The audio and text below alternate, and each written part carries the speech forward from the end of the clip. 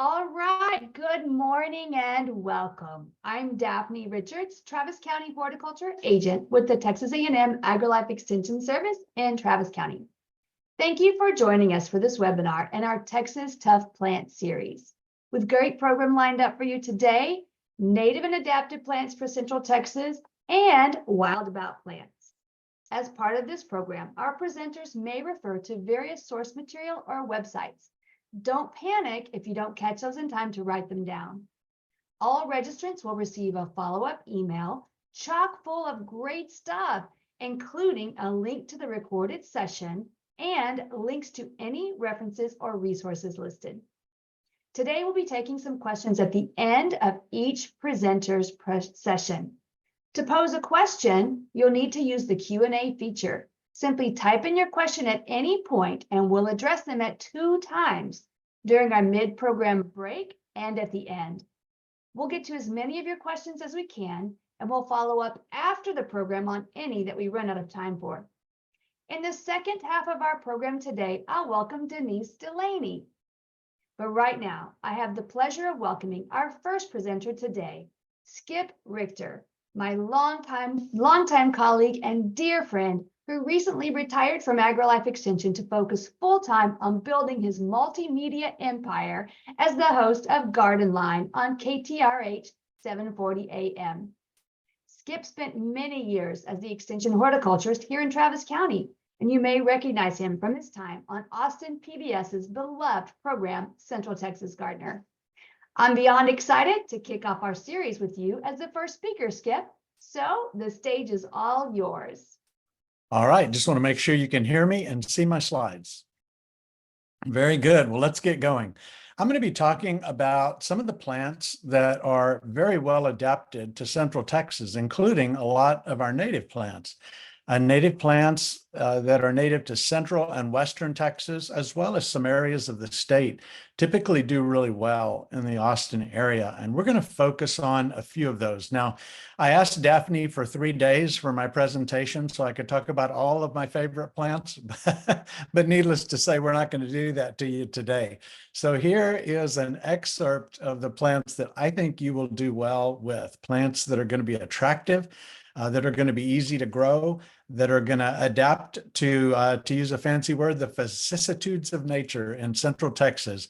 And boy, has nature ever been vicissituding us these last years with the freeze of February 21, the droughts that we've experienced, the brutal droughts, unexpected cold weather that caught plants off guard. And so we're needing a good palette of plants to do that. And so we're going to dive right in. One of my favorite plants are the columbines that are native to Texas. Red columbine you'll find in Central Texas, typically growing along streams where maybe there's a little brook on the side of a rocky hillside where water seeps out, and you'll find maidenhair ferns there, and this little red native columbine, a Texas version of it. It's unique in that it has these long spurs on the back of the flowers that point upward. The flowers nod down and the spurs point upward, which is a really unique little feature, very attractive, but it's a very small flowered plant.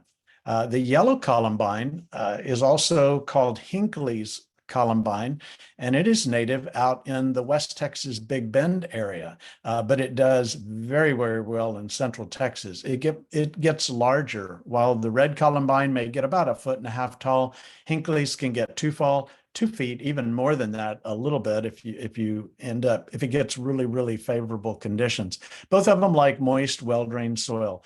These bell-shaped flowers with the long spurs is their unique feature. Of course, with the Hinckley's, the flowers are oriented more outward, and you can see that here in the photo. The flowers are also much larger, and both of them have a beautiful bluish-green foliage that in the winter time, when you're waiting on the blooms to show up in spring, the foliage itself is really attractive with those bluish green mounds of foliage. Both of them reseed.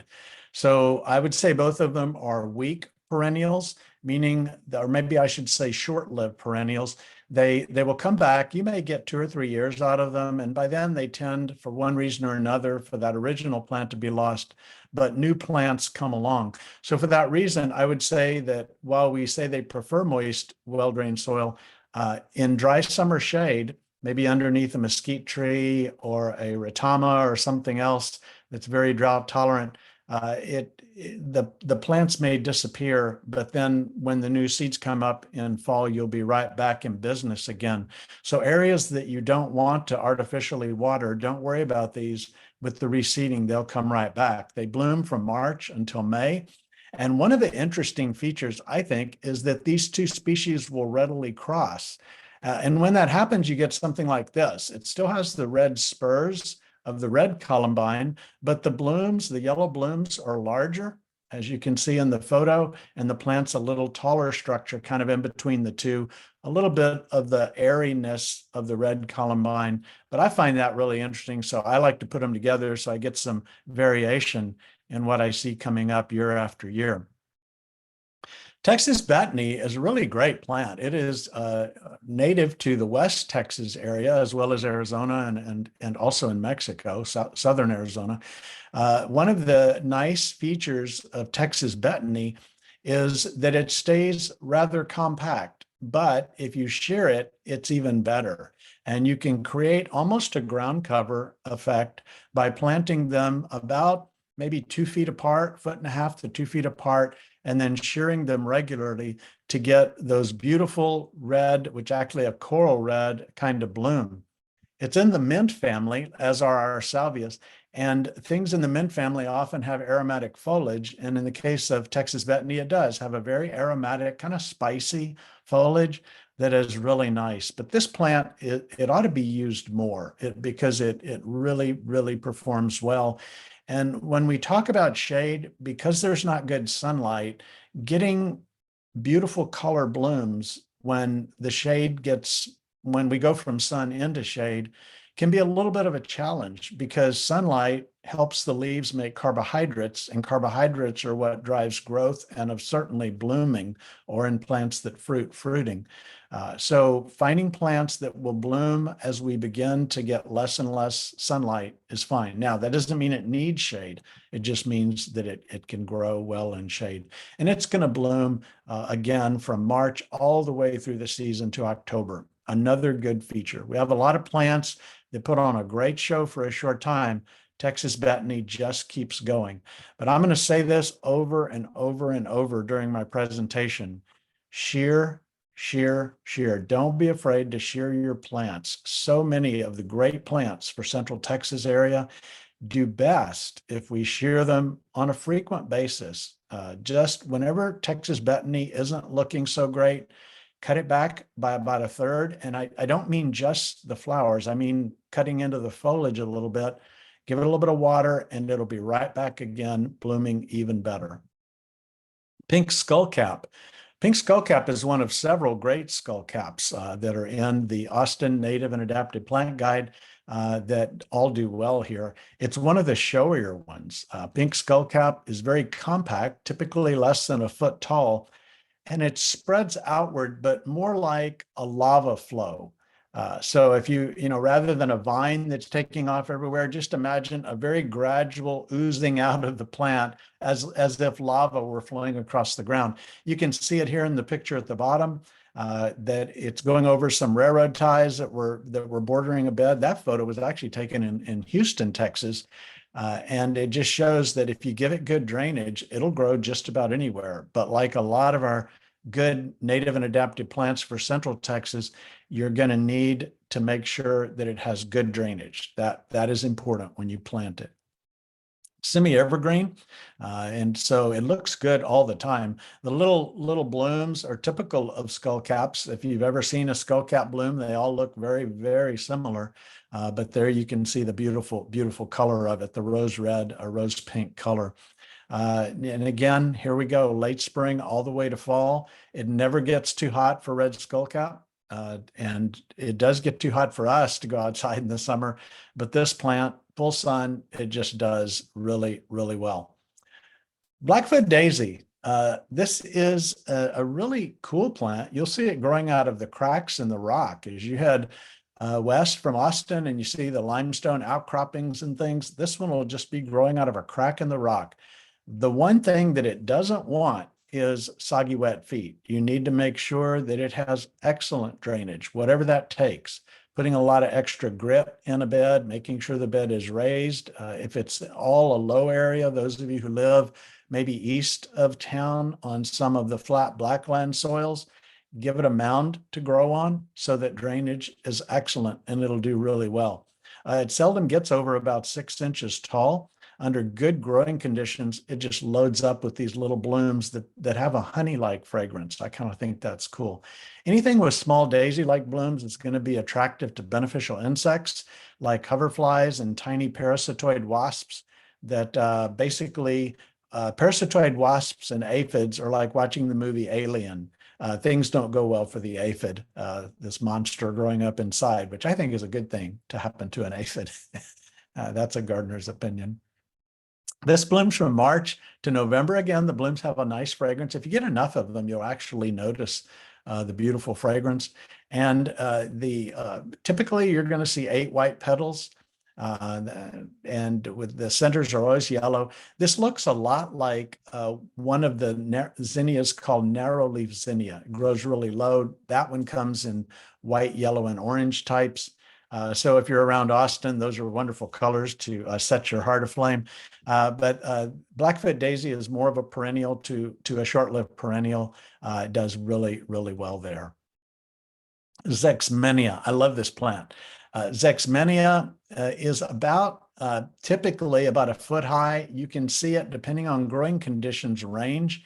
If you bring it into a garden and fertilize it a lot, it's going to get really lanky and rangy in its growth, and you're not going to be as impressed with the bloom. It'll always have some blooms on it, but they'll seem lost among all the green foliage. So the idea on this one, because it is a very woody stemmed plant, is to shear it back frequently. And that's true of many subshrubs. I'll mention that on some others later as I present. But the more often you keep these things sheared back, the better they look. That picture on top left is in a garden, but again, it's being neglected there, which is how it wants to be treated. The picture on the bottom right, I took that on Slaughter Avenue. And it was just an abandoned lot on the left. Slaughter Avenue is the street you see on the right. It's growing out of a crack next to the curb.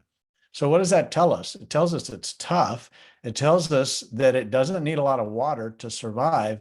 And what they did is they came along and they would mow this or weed eat that down, and they would just hack that thing down and look how it comes back. So there's a cue on how you want to treat it in your landscape. Shear it back, make it come out with fresh new growth, and you will not see a prettier Zexmenia than that one growing outside of the curb right there. It is able to survive.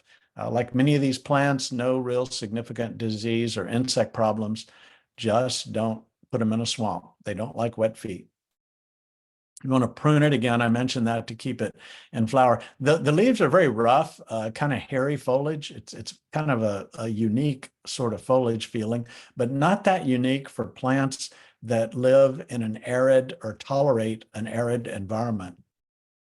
The golden yellow flowers are very, very beautiful on it. There's a variety of Zexmenia called, the variety is Hispida, and it is more orange in color. The standard type would be a little bit more yellow, and I think you can kind of see the difference a little bit there in those photos on the page.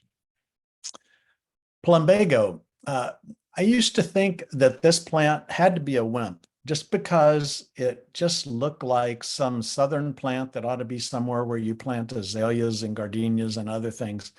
I was amazed. We had it in the landscape at the Travis County Extension Office one summer, and due to a line break, we lost the water in our landscape for like 60 to 90 days. It was a long time, and plants just turned to toast. And this one didn't look good. I thought maybe we were going to lose it. When the water came back on, we sheared it back and it just came right back. And I was very impressed with it. The color blue in summer is a rare color in our landscapes, especially in Central Texas. There's lots of yellows and oranges, but finding blue flowers in summer is unusual. This one creates not only blue flowers, but it also has a white form, a different form that's white. The flowers are in little clusters, sky blue.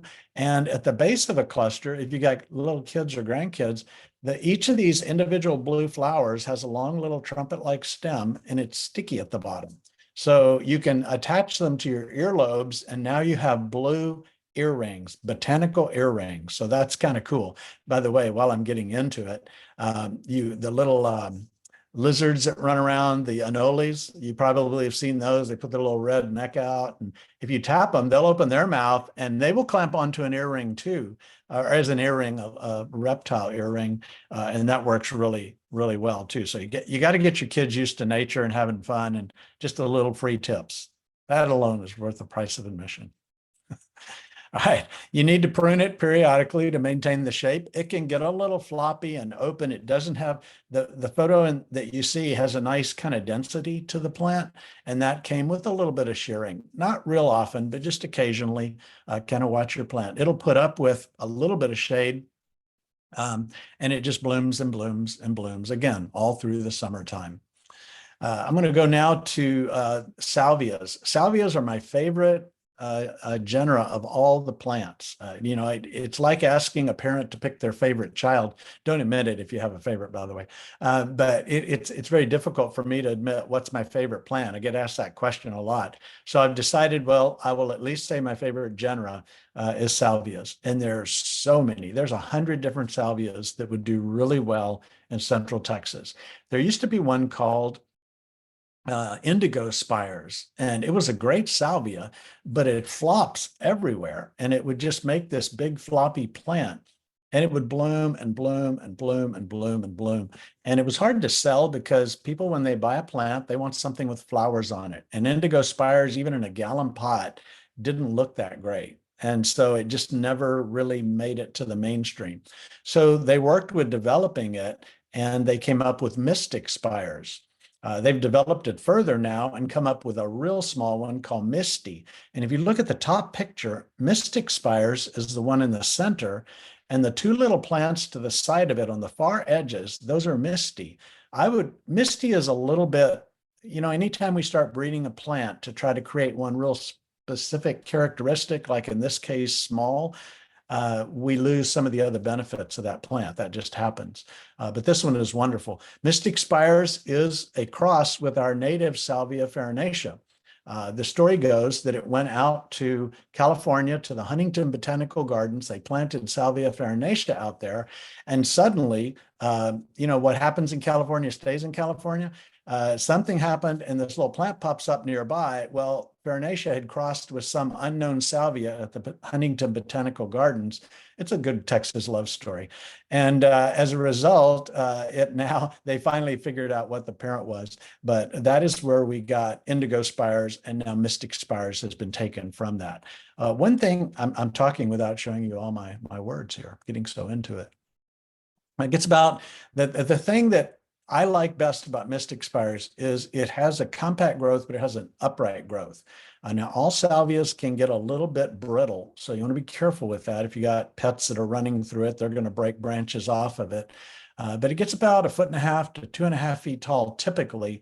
But I'll tell you this, in time, it'll get much larger than that. I've seen them 3.5 feet tall as well. But you could easily keep it in the 1.5 to 2.5 feet range by shearing. Each time you shear, you take about 1/3 of the branches off, or 1/3 of the height off, and it comes back. The picture in the bottom is what happens when you don't shear salvia, like an indigo spires or a mystic spires. See all those dead twigs, bloom stalks, and everything in there? And the leaves are old, so they're losing their nice green color. They're getting a little bit older in that parking lot island. But by shearing it and getting fresh new growth, it'll look more like the picture up on top. One of the few true blue blossoms that you're going to find. They continue to grow the stalk upward. The old flowers fall off, and new flowers are forming at the top of the stalk as time goes on. So that's why we want to do the shearing of it, the deadheading, if you will. If you want to go individually and cut them out, that's fine. I like to shear, water, fertilize, and get fresh new growth on the plant. Another great salvia is majestic sage. Majestic sage is Salvia granitica. Sometimes it's called Argentine sage. Anise scented sage is another name for it. But we can't just leave plants with one name. We got to keep giving them more names. You're going to find this one much larger, 3 to 5 foot clumps. It can even get wider than that. It will grow in quite a bit of shade. And again, like all of the salvias I'm talking about, whenever you've gotten a winter kill back on the plant, go ahead and cut it back and get ready for the next season when it comes back. You can see the purple form. You can see the dark blue form. There's a variety called black and blue that's very common in the trade. There's another one called blue suede shoes or something like that, that is also similar to the top right photo.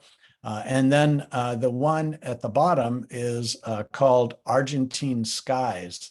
See that kind of almost a sky blue with a little bit of the purplish hue in there as well. So that is one of the other versions of it. Hummingbirds love this plant.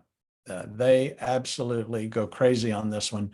And again, because it can do well in quite a bit of shade, that's a place where you can put it, and it gives it room to grow up larger, maybe in the back of a bed or something. And I think you'll be very pleased with it as well. Greg sage, also called cherry sage, autumn sage, Salvia gregii. It appears probably as autumn sage in your notes. I don't like either cherry or autumn sage. The original, the names. The original name cherry sage is because the original wild one was a cherry red. But there are many versions of color that are naturally occurring in this plant. And as breeders have crossed them, we get things from the fuchsia colors to the coral colors, as you can see in the picture. This one gets about 2 to 3 feet tall. Be brutal, shear it back. I will cut mine back to about 4 to 6 inches in the winter. It'll come out, look wonderful in spring. By the time we get to about May, it will still be blooming. And so you got to bite the bullet and go ahead and shear it back by about another third. And then it'll come out with fresh new growth and beautiful blooms. Shear it back again at the end of August, and then fall will be another good blooming season. Don't wait until there's no blooms on it, because there's always blooms on it. It blooms from March through November. And with all these wonderful color options, it's a plant that really ought to be in every landscape. But most people don't shear it enough. There is a cross called Hot Lips. Now, I think your notes may say a variety. It's actually a cross with Salvia gregii and another salvia. And it has white petals with red lips on the edge of the petal. And that varies depending on the temperature. During some springtime of the year, you get the red lips. And then when you get into hotter weather, you get more fully red and fully white on blooms separately on the plant.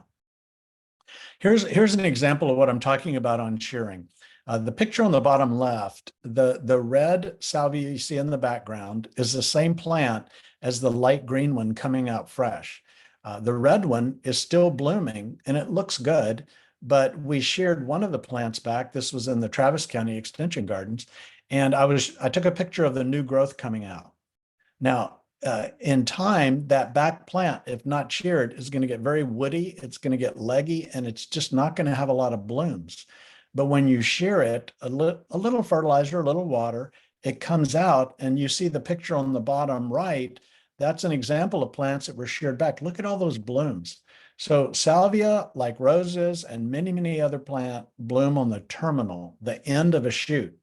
So if you have one shoot with blooms on the end and you shear it, you end up with 2 shoots, and each of those shoots has blooms on the end, and you shear those, and then you have 4 shoots. You see what I'm saying? Every time you shear it back through the year, you get more of a compact plant, you get more bloom terminals, and it just is tidier and much more attractive. Don't forget that on almost all of these Central Texas perennials. Salvia leucanthum Mexican bush sage grows 4 to 5 feet tall, a beautiful silvery green foliage, kind of a spear or lance-shaped foliage, well-drained soil like our salvias typically want. Purple with white flowers. On the left is the more common purple flower, calyx with the white bloom inside. On the right is the purple flower calyx with a purple bloom inside. It's a fuzzy little calyx too. It's kind of interesting. But these bloom in late summer and into fall. Any of our plants that are fall bloomers, and we'll have another one or two here in the presentation, they bloom because the nights get longer. We call them short day plants, but think of them as long night plants, and it will help. And here's why. It's not the short days that make them bloom, it's the long nights.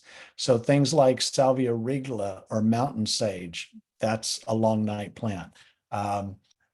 Christmas cactus, Thanksgiving cactus are long night plants. Poinsettias are not long night plants. The Copper Canyon daisy, I'll show you in a minute, is a long night plant. Mexican bush sage is a long night plant, or Mexican mint marigold, excuse me, is a long night plant.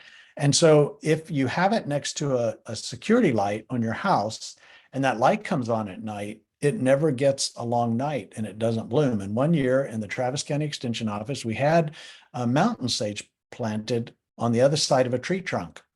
And the light that was at the door that was on all night shone on all of the plant except the shadow of the tree trunk right in the middle. And it bloomed like crazy in the middle, and the outside's got no bloom except way underneath on the back side where the light couldn't hit them.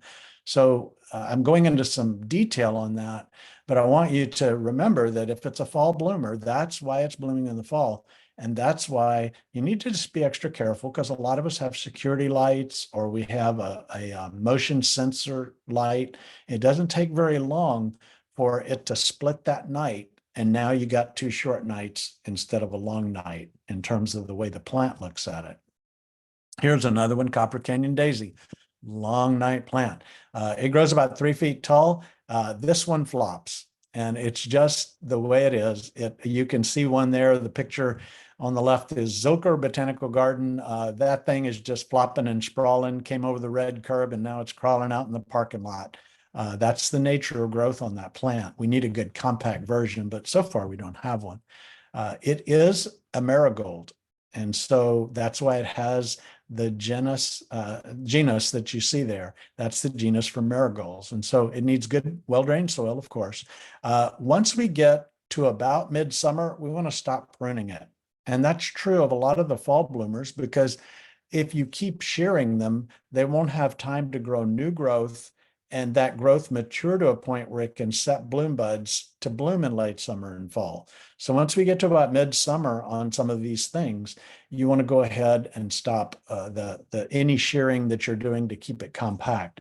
Now, this particular plant, it's not that much to write home about through the year, but boy, when fall comes, does it ever load up with those little daisy-like blooms.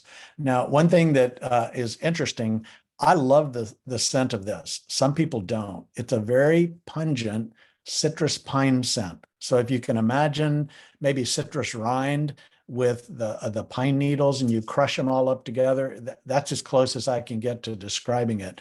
Very pungent. As a result, deer don't like it either, which hooray for that. But it's a really, really good one that needs to be in our landscapes, because our landscapes, and I purposely put these things in the presentation, we need to have color from spring all the way to fall. So what I've given you is a lot of things that will stretch the season across from spring to fall, and then some things that just bloom in the fall. Don't ever neglect those, because in spring, anybody can have flowers. You can buy a fuchsia hanging basket in Austin, Texas, hang it out, and for at least 15 minutes, it'll look great in the spring before Texas summer arrives. Fall aster, another fall blooming, therefore a long night plant. Fall aster is about 2 to 3 feet mounded, and it spreads to the side. This picture you see is probably 5 different plants that are all clumped together, spreading out, and it's really just about in peak bloom right there. You want to cut it back in spring. Throughout the year, it's not much to write home about. It has little small leaves. They're a little bit on the fuzzy side. Not so much hairy, but they just have a sandpapery fuzziness to them. When we get into the fall season is when it's going to do a show. So we want to be very careful not to over fertilize it. Remember, these plants were growing in very arid, difficult environments. They were not growing in rich potting soil enriched with compost and water and fertilizer poured on them all the time. They'll respond to that, but they won't give their normal beauty when you overdo it. And that's what we want to stay away from. So don't overwater. Again, the little blooms with the yellow center, the daisy-like blooms. This one too, it's a small disc-like bloom. So it's always going to be a good guess that it probably attracts some beneficials. And if you look really carefully at the small picture in the top right, the center bloom has a tiny syrphid fly that is visiting that bloom. And boy, do syrphid flies love this one. They're one of the predators of aphids. But syrphid flies and many other beneficials love fall aster.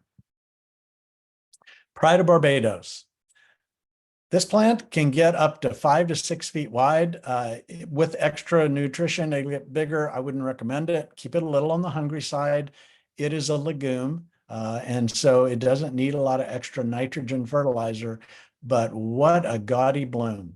I would say that if you put this in your landscape, you could fill the yard with pink flamingos and no one would notice the pink flamingos. Maybe the HOA, but I'm just saying. This is one gaudy plant. Very soft textured mimosa-like foliage to the compound leaves. It does need well-drained soil.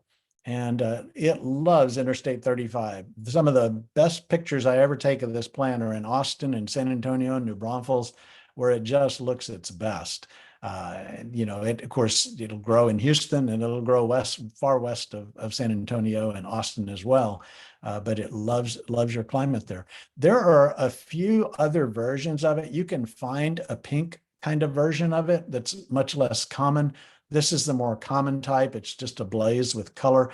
One of the cool things about it is the blooms start off mostly yellow, and then as they age, they go very orange red, and you can see that in that single bloom there. And swallowtail butterflies love this plant. If you want to see what a swallowtail looks like, especially the tiger yellowish striped swallowtails, they love this plant. It is cold tender. And in a very severe cold spell, you could lose it.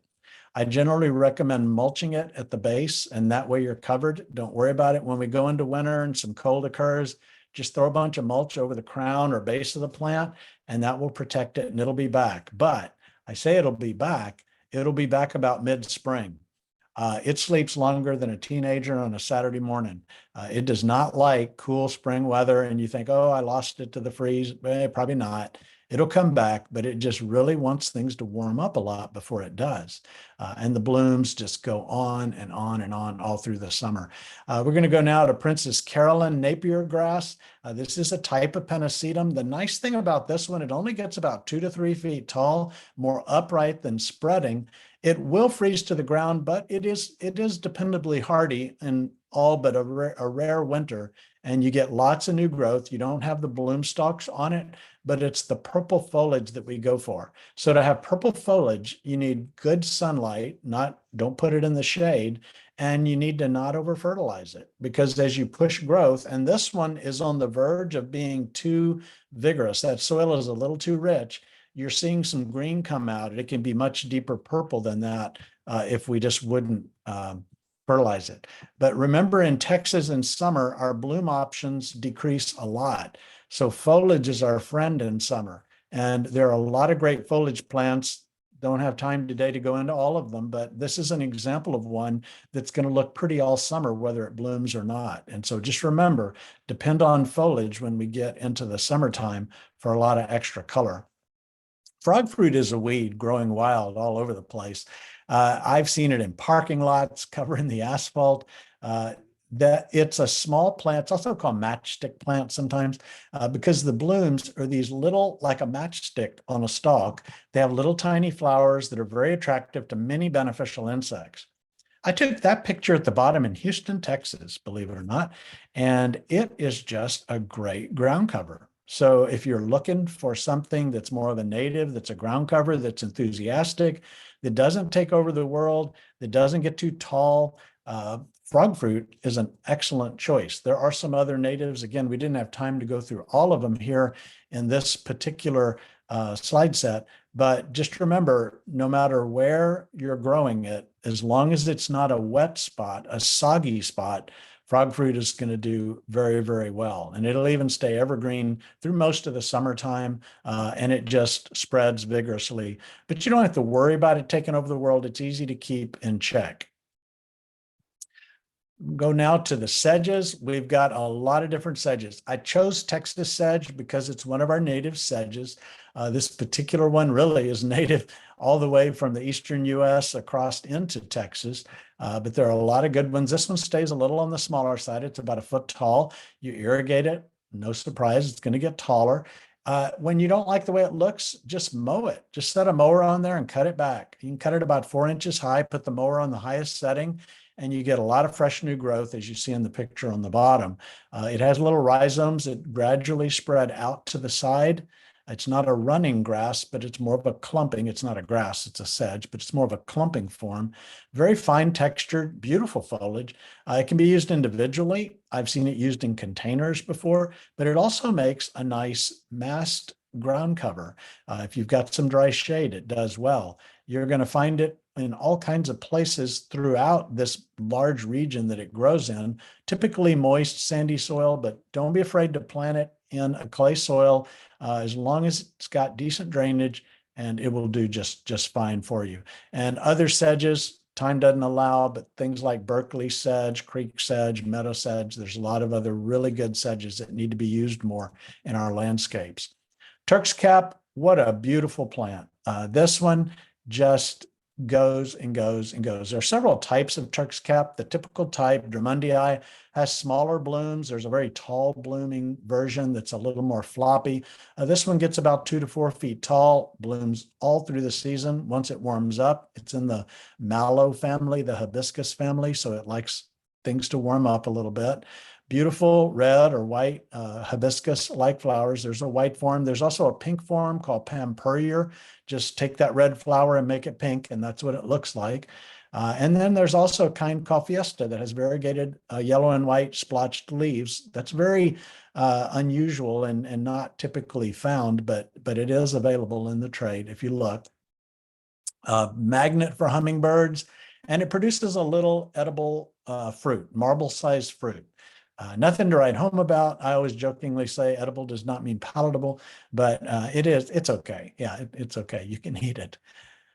Thryallis, boy, I love this plant. Thryallis makes about a 4 to 6 foot tall shrub, a very loose, open habit that you can see in the picture on the left. You can prune it and prune it and prune it. You can prune this thing over and over and over again. Another terminal bloomer, and it starts to bloom. You can see on the right that picture, yellow blooms, and look at that long stalk full of buds. It just blooms and blooms. So you can make it a 3 or 4 foot plant by shearing it regularly. It's not one that deer like. And these yellow flowers, I would say there's almost nothing I know that blooms for as many months of the year as Thryallis does. It just keeps blooming. Once it gets started in the spring, it's going to take some really cold weather to shut it down and stop the bloom show that it has. I want to give you a couple of roses here before we wind things up. I had to pick 2, so here are my 2. Marie Daly. Marie Daly is a rose that was a found sport from one called Marie Pavier. Marie Pavier, I believe, 1888. It's a very old antique rose. Very small roses. They typically are going to make a plant that, a plant that's about 3 feet tall is normal for Marie Daly. A fellow named Greg Grant, one of our East Texas Extension horticulturists, found this sport and named it after, I believe, his grandmother, Marie Daly. And it's much pinker. Marie Pavier is more white with a little pink in it. This one has more pink than Marie Pavier. 3 foot tall. One of the best things about it is very few thorns and a really beautiful color foliage. So if you wanted to plant a little rose bush at each side going into the front door or walking along a path, someone is not going to get lacerated by rose thorns if they brush by against it. It has little tiny hooks underneath the leaves, very small, but you're not going to get blood when you brush through Marie Daly rose. And it is a polyantha type rose. The blossoms have a nice, I call it a baby powder fragrance. Sweet musk is a description. I think when you say baby powder, most people probably have smelled that and can appreciate it. And it's a good one. And again, with our shrub roses, that includes Marie Pavier, don't be afraid to shear them back. I would cut my Marie Pavier back by half in the winter.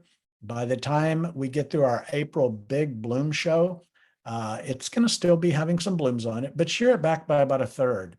Water it and fertilize it, and you'll get more blooms in the summer. And then in August, toward the end of August, do that again, and you'll have a beautiful October as well. So by roses, again, are a terminal bloomer. So every time you shear them, you get more shoots and therefore more blooms.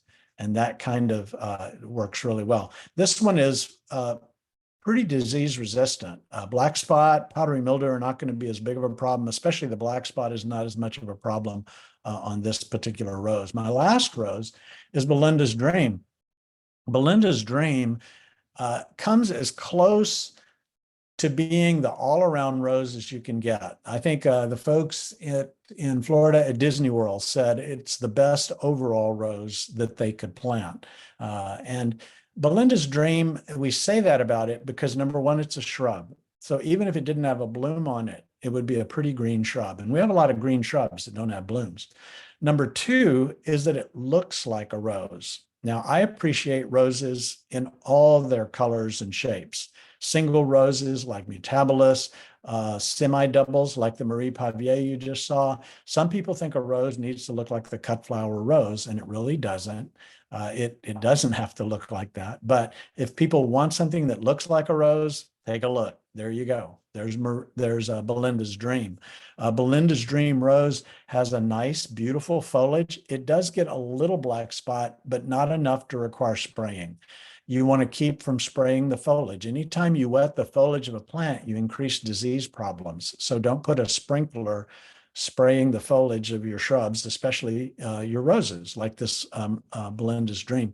But it is pretty disease resistant, not a lot of powdery mildew problems on it either. There's a picture of it in Fredericksburg up against that beautiful limestone wall. And boy, is that ever attractive. It's in a bed with some herbs. And by the way, that just reminds me to tell you, don't think that vegetables have to just be in a vegetable garden. Flowers have to just be in a flower garden. Roses have to just be in a rose garden.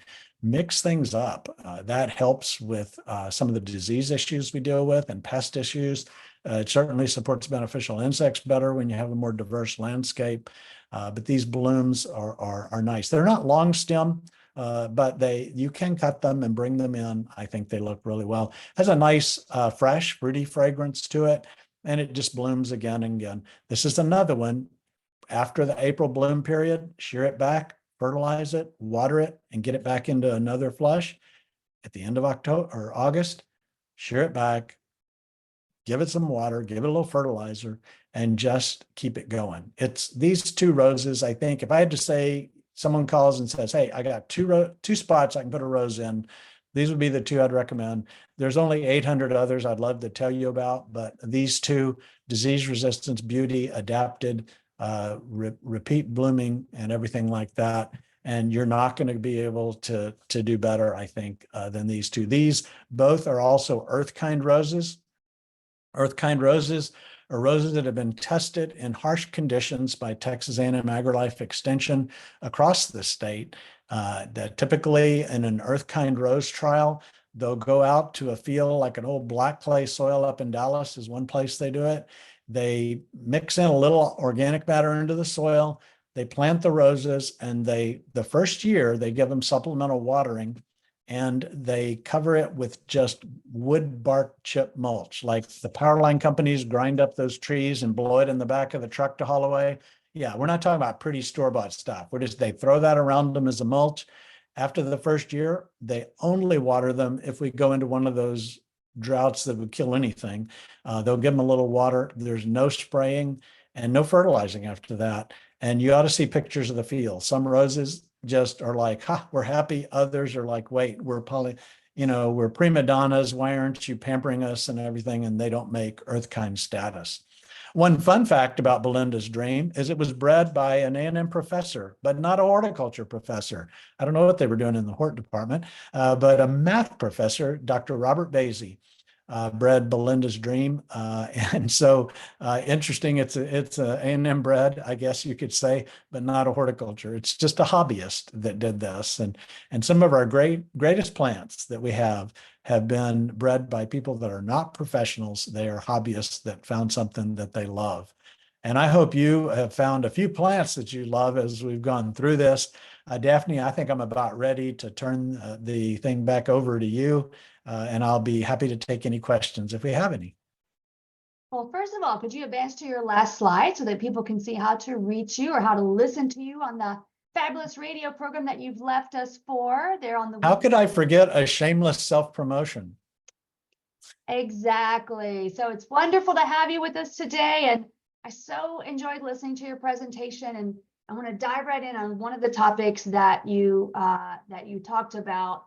But first, I want to say that I was really, really happy that you talked about the importance of shearing.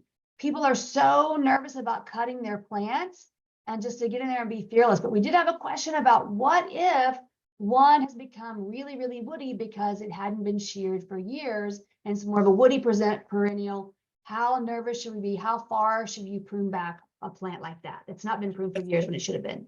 That's a good question. I'm just giving everybody a warning. I'm going to take this off so we can have our faces on the screen here, Daphne. So hopefully you wrote down if you're interested in doing that. And we'll send that to everyone as well. Yeah. So most of the plants I'm trying to think through the talk. Is there any plant this wouldn't apply to? And I can't think of any.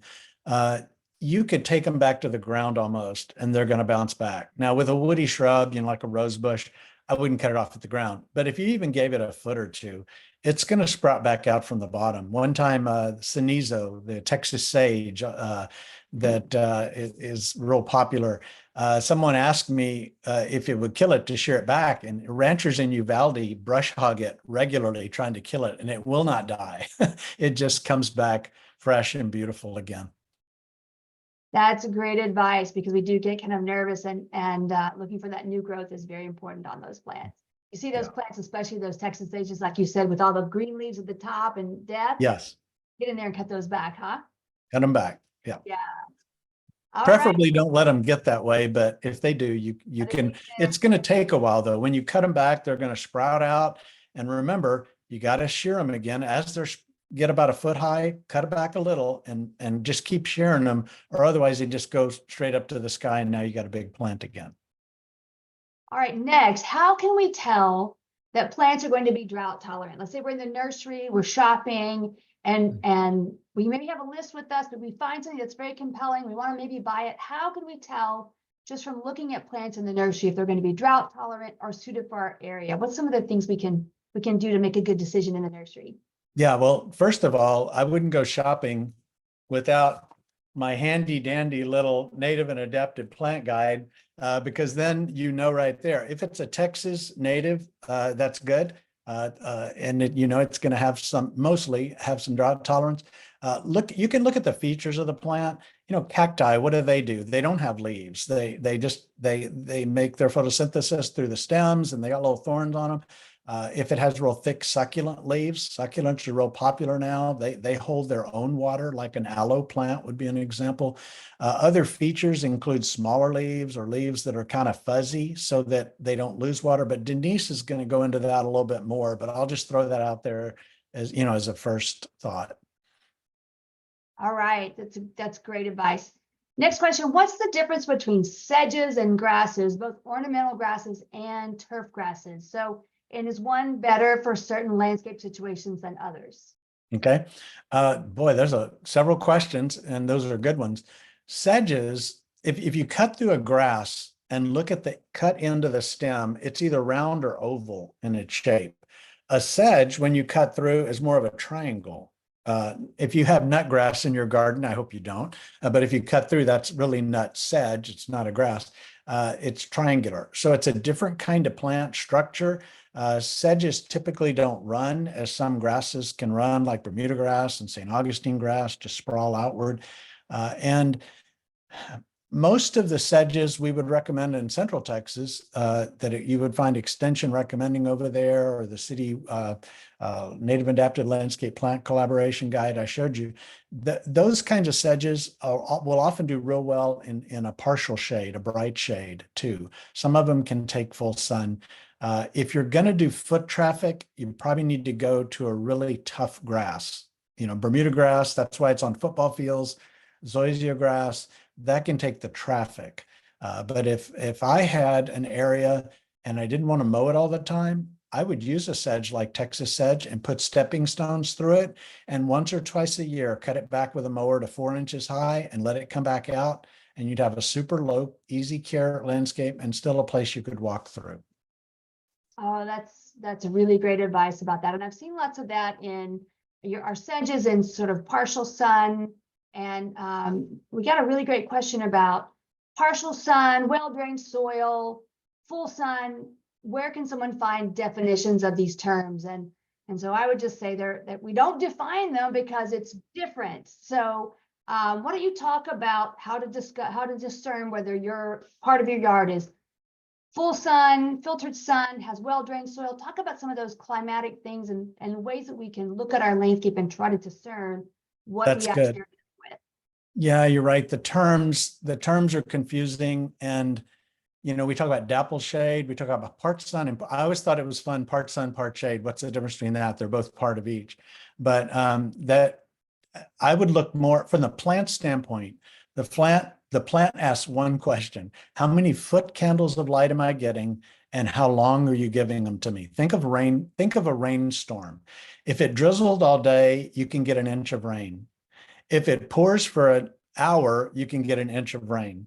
And sunlight is that way. If you have a decent amount of light, not great, but you have it all through the day, the plant can do better than if you had just a little light and then it was real shady, but it wasn't enough. So you can't get all your sun in 1 hour, but I'm just saying it mixes together. So for a lot of plants, if you're worried about them surviving in the heat and sun, if you can give them morning shade, that's the best, because it's the cooler time of day. Once we get to 2 to 4 p.m., not only is it sunny, but it's blazing hot. And that's where the demands are hardest on our plants. So dapple shade, bright shade, morning sun versus afternoon shade, those are all kind of equal, but it comes down to foot candles and duration.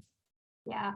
And I would say the best way to discern that is just to go out into your yard regularly. I once heard a phrase, a gardener's shadow is the best way to keep your garden good to grow. And so Right. Going out there and observing and making notes. And if you plant something that doesn't do well, make notes on that, adjust for next year. I'm the queen of taking things out and replacing them and putting new things in when I didn't understand my landscape well enough to understand how hot or dry it was going to be in one particular. Right.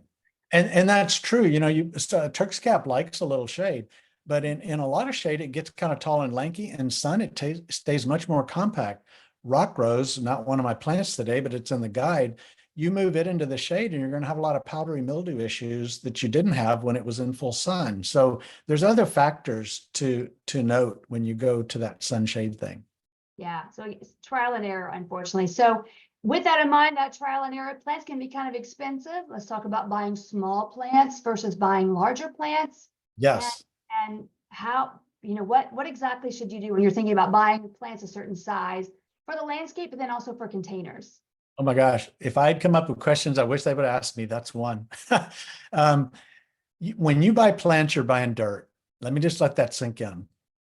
I could have the same size plant in a 4-inch pot and move a plant about that size to a gallon pot. I'm going to pay 3 or 4 times more for that bigger plant, and I'm buying the dirt. So I know the bigger pot should have a bigger plant, but doesn't always. So the smaller the pot, the better off you are for economical, because you want to get more out of your gardening dollar.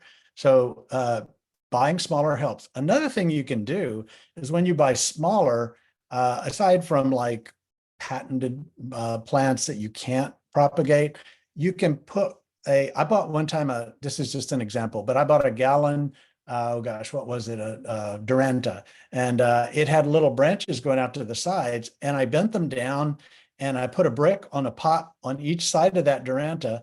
And I bent the stem down, kind of cracked it and set it on that, and it rooted in those side pots. So I got 3 plants before I ended up planting the thing. I got 3 out of it. So there's other things you can do to get more plants out of the ones that you have. But yeah, I would say in general, planting in the fall too is better. If I were to plant whatever, let's say it's a salvia, and I buy one that's 6 inches size in the spring, in the fall, and plant it, and then in the spring I spend a lot more money on a gallon size plant and plant it. By the time I get to May, you're not going to tell the difference between those 2 plants. And I save money by putting a smaller one in, but taking advantage of the fact that fall gives us a great head start. Absolutely. And what about containers? Let's say we buy a 4-inch small perennial, like we're talking about doing, and we have a 10-gallon container we want to put that in. Is that a good idea? No, and it's hard to, especially our plants, a lot of these plants don't want to be overwatered. And so if you have this big pot and then you have this little plant root ball in it, the soil out here is going to stay soggy wet because it has no roots to dry out. So try to bump it one size container up as you go. And if you watch TV shows, you should only watch Central Texas Gardener. But if you refuse to obey that command, then when it's from the East Coast and West Coast and up north, and you see somebody put this plant on a little pot and it looks great, just say, I'm from Texas, and bump the pot up 2 sizes, because that's what you're going to need to get through summer here. Yeah, or plant it with multiple plants, the tall, Yes, overflowing ones, the theory there goes very well. And so, yeah, be careful in containers, because yes, we can very easily overwater all of these plants because most of them are, as we said, drought tolerant. Yeah. Not all native plants are low water use. So can we talk quickly here at the end, talking about what is the difference between a drought tolerant plant and a low water use plant? And are there any high water use plants that might be native to our area? There are some plants that are truly drought plants that look good in drought. Most drought plants look bad in drought, but they survive it. They're able to come back and survive it. There are a few. Agave, you could dig up an agave, throw it in your pickup, and drive around Austin in July and August for 2 months, and then pull it out of your truck and stick it in the ground, and it's going to grow. But most plants, you just have to put up with ugly. Jill Noakes, who's there in the Austin area, says tawny is a color too. I always liked that, because a lot of our landscapes turn brown in summer, but that's okay because they bounce back. And if you're trying to save water, if you want your place to look like Atlanta, Georgia, move to Atlanta, Georgia, or get ready to spend a whole lot of money on water. Yeah, I like to tell people that, but remind people about summer dormancy. When plants are stressed, they go dormant. And plants these days are just as easily stressed, maybe more so in the summer than they are in the winter. That's a natural occurrence for them to hunker down and go dormant in the winter. It's maybe a little unnatural, at least for us to observe, for them to do that in the summer when it's dry. But the winter is dry as well. And so they're protecting themselves, doing the same thing in the summer. That's a good point. There's heat and there's Texas heat. It's hot. The nighttime, the nighttime heat, when it's 80 degrees at the end of the night, that is really hard on plants to not have that cooling off at night with their respiration and that they go through. That's a stress. We get things all the time. You see this new petunia is heat tolerant. And I always want to tell the company, send me a few. I'm going to be grilling out next weekend. I'll throw them on the pit with the burgers and close the pit. And 5 minutes later, if I open and they're still looking good, I'm interested. Then they'll do well in our Texas summers, that's for sure. So let's loop back just to wrap up and connect that back to the full sun versus partial shade. And our full sun summers are very different than where that plant, that annual, that tender perennial might have been grown in a different nursery further east of us, further north of us. And so to make sure that you do a little research on those plants in our native and adaptive plant guide, or call your local county extension office to see, is that our full sun or is that someone else's full sun that on the label that says this plant can be grown in full sun? Yeah, I appreciate that. One quick thing along those lines I'll leave with too is when you put a plant in the ground, the whole root system is right there still, whatever size pot it was. And people think, well, this is a drought tolerant plant. Well, when John Wayne was a baby, he wasn't the tough hombre that he was in the movies, right? He had to grow up and establish. And those plants, that Blackfoot daisy growing out of the crack in the rock, developed a really good root system before you saw the beautiful thing up on top. And we can't just put them in the ground and go, they're drought tolerant and walk away, with very few exceptions. We need to help them get established, then they're on their own. Very good summarizing point. And unfortunately, that's all the time we have for questions with you, Skip, today. And so up next is our second speaker, and Denise Delaney. But Skip, if you're going to hang around, I'd love for you to hang around with us. But if not, thank you so much for sharing your expertise with us today. And up next is our second speaker, Denise Delaney, with the City of Austin's Watershed Protection Department, where she's currently serving as the Acting Education Program Manager. Welcome, Denise. I'm excited for your Wild About Plants presentation. So take it away. Right, let me get loaded up here. Oh, share, I'm almost there.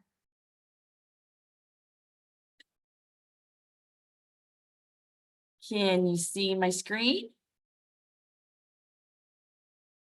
Okay. Oh no, my layout is not the way I want it. Okay, all right.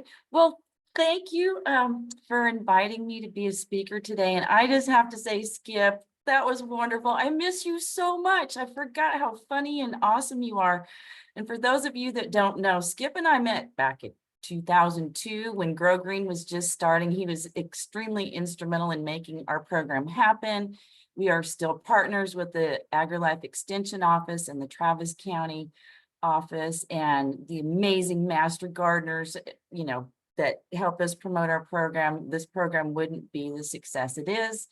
And then seeing you, Daphne, it's been a while. It's great to see you. And then Cheryl, thank you so much for all that you've done to put this together. I am just so, I'm kind of beside myself. It's kind of like going down memory lane, but very happy to be here.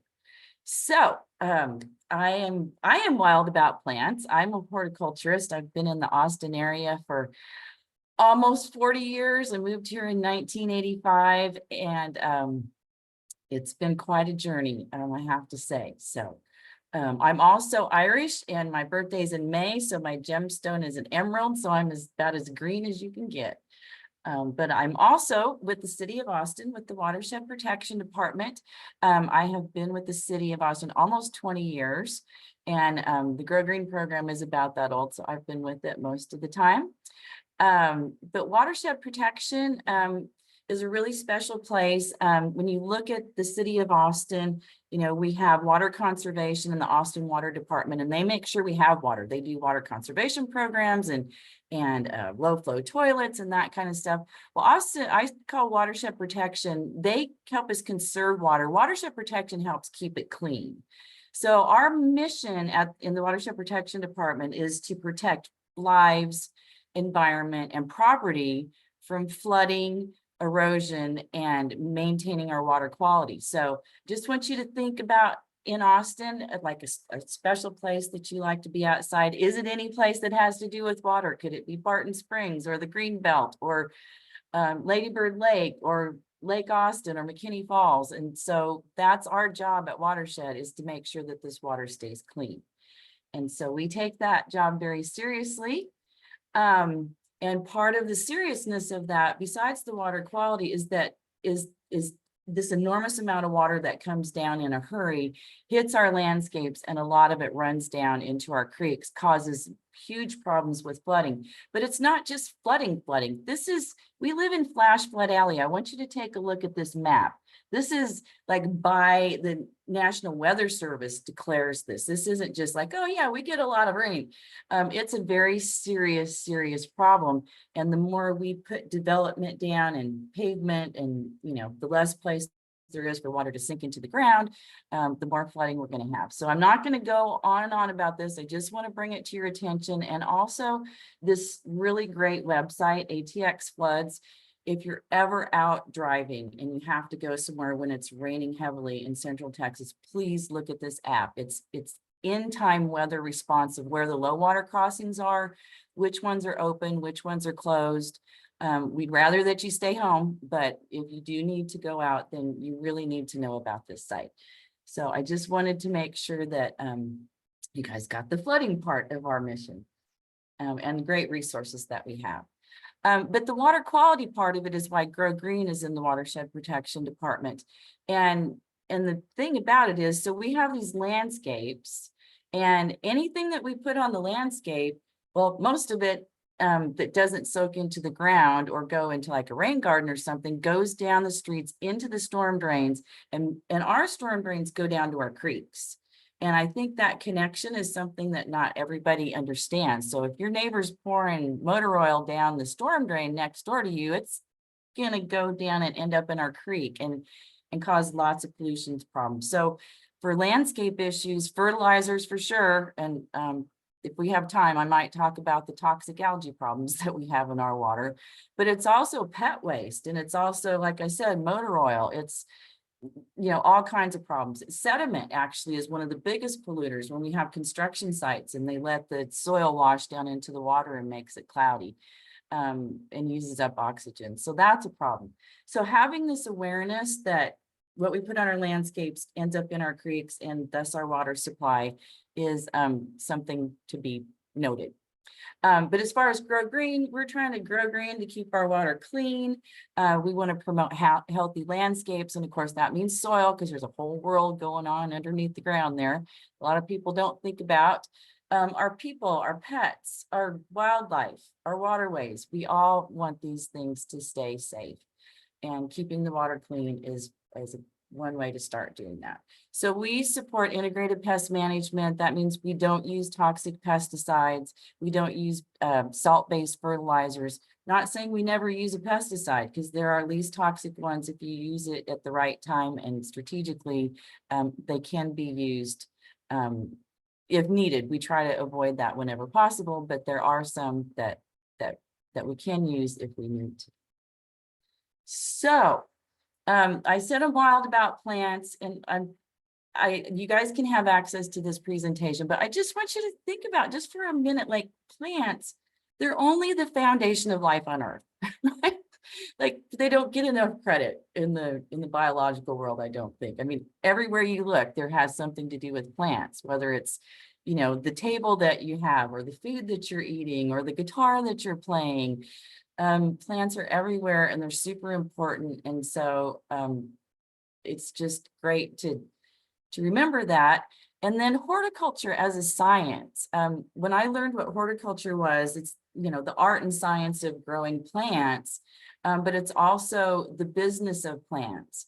And so there's great careers to be had in horticulture that are very satisfying and, you know, have to help support all these different industries. So I encourage you, if you have young adults or anybody that's looking for an interesting career, that horticulture is a great place to start looking.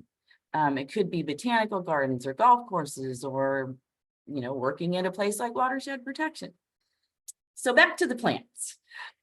So Skip held up one of our former versions of the Native Adapted Plant Guide. This is the current version, and I'll be happy to let you know that we're working on a revised version.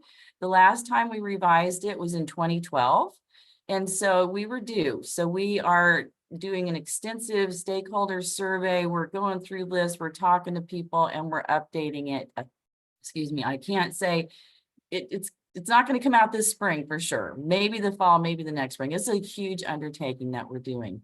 But I just wanted to let you know that we are doing that. We do have this available online in a PDF format. And when they send out that email to everybody, there will be a link to this. So when we're looking at plants, and I just love Skip, I love to hear about all the details of the plants. I'm kind of taking a little bit bigger step back on how we talk about plants. And this is the you know, the content key in the plant guide. And so just to go through, you know, we have all these different categories. And when somebody was asking about the ornamental grasses and the turf grasses, just wanted to add that we have the turf grasses, and then we have bunch grasses like big muley and oh gosh, now I can't think. Big muley, pine muley, and they stay in a clump. And then I also include the prairie grasses like little blue stem and side oat scrama that are more adapted if you're going to have a pocket prairie in an urban landscape, because those are going to reseed, and those were foundation grasses in original prairies. So you might not want to put, side oat scrama in as a landscape plant, but you might want to plant it in as part of a pocket prairie. And so the turf grasses, like you said, they have runners and stolons and they spread, but then we have the bunch grasses and clump grasses that are also called ornamental grasses. So we use these terms overlapping sometimes it's a little confusing. So hopefully that helps clarify some of that. In the native section, Skip was talking about, we have the Edwards Plateau, we have the Blackland Prairie, and so we have different soil types. So in the plant guide, we have them designated if they're from the Edwards Plateau, if they're from the Blackland Prairie. We've found that there's some that are native to both, so they're a little bit more flexible. If there's a T there, it's native to Texas, and I'm going to show you the ecoregion map of Texas to remind you that there are lots of diversity in our ecoregions, thus lots of diversity in the plants that grow here. And then, like he was talking about, some of those hybrids, like the Mystic Spires, that one of the plants has a native parent in it. So in the plant guide, we put an X there for the hybrid. Of course, height and spread. The utility approved trees are generally under 20 feet. We run that by the Austin Energy folks because, you don't want your trees under your power lines to do some interference. I have another slide that talks about the light. That's a sensitive subject. It's because there's such a spectrum. And I think, Skip, you did a great job of kind of trying to explain that. I did want to mention at the Austin City Libraries, you can go check out a light meter. And you can take the light meter to your garden and it will help you determine what your light is. It's kind of neat. And there's some other things that go in that. I don't know, Katie, maybe you can help me remember what those things are, but you can go, I think, oh, there's a water meter. There's a water meter and like a flow meter that you can check how fast your water is coming out of your faucet. And then, just is it evergreen? Is it semi-evergreen? Is it deciduous? I think it's interesting, like Skip had said that the pink skullcap was semi-evergreen, and I wouldn't think of it as being that, but plants respond in different ways. Like for the longest time in the plant guide, I had that Texas oaks, live oaks were evergreen, but then somebody said, well, they're semi-evergreen. Well, they're shedding their leaves and then they're going to be green again. So I guess we're calling that semi-evergreen. But the one I think of the most is crossvine. In the wintertime, it'll have some of the leaves and not some of the leaves. And so that's semi-evergreen. But what I can tell you is the plants don't read our books, that they are out in the environment responding to their circumstances, and they don't always fit in these neat little categories that we like to put them. So enough about that, but I do want to talk about the native adapted and non-adapted controversy, because I know there's lots of people that are like, just natives. And I agree, we should always use native plants whenever we possibly can. And I was at the Wildflower Center for a few years, and I got to spend a little time with Mrs. Johnson. And I can tell you, I swear she was not a purist either. She was a very practical person. And so I think whenever we can, we should plant native plants. And actually, it's funny, I have the old picture of the plant guide up here. But the adapted ones, I think about them like people. Like some people can live anywhere, some people are very particular. I think of adapted plants as like your relatives that move here that aren't obnoxious. Like they live here and they're okay and you can get along with them, but they're not just like driving you crazy. So that's what I would consider, a non-adapted plant. And then not adapted would be like a peony. Like I'm from the Midwest, we had peonies and you just cannot grow them here. It's way too hot. I worked on an estate where this woman here in Austin wanted to have peonies in her garden, and I tried to explain to her the conditions were just not right. And she said, well, I want you to take the ice from the swimming pool refrigerator and put them over on the peonies so they'll get the cold treatment, so then they'll bloom. Well, had I been thinking at the time, I would have just told her I was doing that. And then I would have went and bought some cut flower peonies with the floral tubes and stuck them out there one morning and said, look, Mrs. C, you've got peonies because I'm amazing and I can make anything grow. But that wasn't the case. Another one is, this is a water oak. And I took this picture here in Austin. This poor thing is not happy here. It's not much more for the world. Once a plant turns that yellow and doesn't have any chlorophyll and can't photosynthesize, it's just not going to be happy here. So, we have folks that come in from other parts of the country and they don't know any better. So we're hoping that they will check in with us because we can let them know ahead of time that that's just not going to do well here. And then I included the bougainvilleas. This picture is around a swimming pool here in Austin, and they're tropical plants, and so you have to, if you want to grow those here, you have to take those containers in before it freezes, protect them somehow, or just treat them like annuals. If they freeze, you're going to have to replace them. Versus this picture down below, I think I took that in Santa Barbara, California, and they never freeze. So they're bougainvillea trees. So we're not saying you can't grow them here. We're just saying that they're not going to end up being like that. So then as far as native plants go, here's that map I was talking about. So, we're kind of in here in this, between the Blackland Prairie and the Edwards Plateau. I put this picture in here because just to show native plants in their native environment. So this is a Damianita growing out of a rocky hillside. This is a Damianita actually planted at the front entrance of the Wildflower Center, and it was planted in caliche, and so it's happy. And when Skip was talking about buying soil, ideally these plants that we'd be buying in the nurseries, instead of it growing in nice, rich potting soil that they use, it would be growing in caliche. But that's too heavy. They wouldn't be able to ship it and nobody would want to pick them up. But that's where that plant really wants to be. That Damianita, like Blackfoot daisies, they don't want to be in, potting soil that's really rich and moist. They want that good drainage. And so the growers have a little bit of a challenge in the mixes that they use. It really has to end up being well drained. And then this is a picture I took. This was in South Austin. And I just wanted to note that native plants are awesome. But a lot of times of the year, they don't look so great. They're a little scruffy and rough. This was in the fall, right after it rained. So a week before, this landscape did not look like that. But you know how our native plants are. Once they get some rain, they just get crazy and bloom. So, we just have to make sure we give people realistic expectations about how things look at different times of year.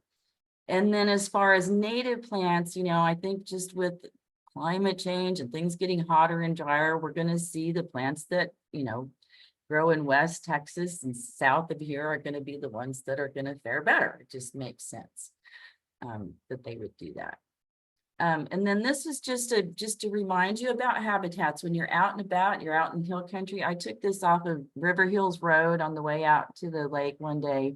And I just thought, how awesome is this? Here's your landscape design already for you right there. There's that Damianita that I had just showed a picture of. There's a Blackfoot daisies that Skip talked about earlier. Antelope horns, oh my gosh. Once you learn that plant, you will never forget it. They look like big snowballs alongside the road. And I have it on good authority from someone in our wildlands division that this is one of the best plants for monarch butterflies. It is a Asclepias, but I didn't realize on top of the regular milkweed that this is one that we should be planting more of. And then, you guys were talking about plants and getting plants, like plant more seeds. Plants are expensive and they've gone crazy, and dividing them and being able to propagate them is great, but I think we have to use more seeds too, because they are a good way to get more native plants out into the world. And then here's the pink skullcap. That's the cousin to that. Or here's a purple skullcap. That's the cousin to the pink one that Skip mentioned. And then this gorgeous agarita. You can't tell, but it's blooming like crazy in that picture, and there's bees all over it, and it smells fantastic. So when you're looking for plant combinations, look to nature for inspiration and look at them. They're growing in this limestone, caliche, hard, rocky soil. So that's a good indication of where you should think about planting. Okay, so now I'm going to talk about invasive plants. I call them bullies of the plant world because they do well. We want our plants to be tough. We're a little conflicted about it. We want our plants to be tough, but not too tough. We want them to do well, but we don't want them taking over. Now, I'd like to remind people that, you know, a lot of these plants most of these plants you can go buy at the nursery. Look at it from a nurseryman's perspective. I want a plant that I can grow, that will grow in a pot, that will grow fast, that anybody can come and plant it just about anywhere and hardly do anything to it, and it will do well. Well, there you go. Those are the plants. But that's not good when they take over and choke out other plants and habitats. And this is just a list of the top 24 that we had here in Austin. This was after a survey that was done by 30 interns one summer, but there are definitely other invasive species. The legislature made us put this at the bottom in 12-point font. This plant list is only a recommendation, has no legal effect in the state of Texas. It's lawful to sell, distribute, import, or possess a plant on this list unless the Texas Department of Agriculture labels the plant as noxious or invasive. So I'm not trying to promote those plants. I'm just saying that, you know, it's all about education, educating the public and educating you guys about why we'd prefer that you didn't grow some of those plants. And then we've also offered in the plant guide some options for some alternatives. And I wanted to mention too that early in the plant guide, we had Chinese pistache. It was in the very first plant guide. And when we realized that it was an invasive species, we took it out because things change when you get new information. Another good example of that is Vitex.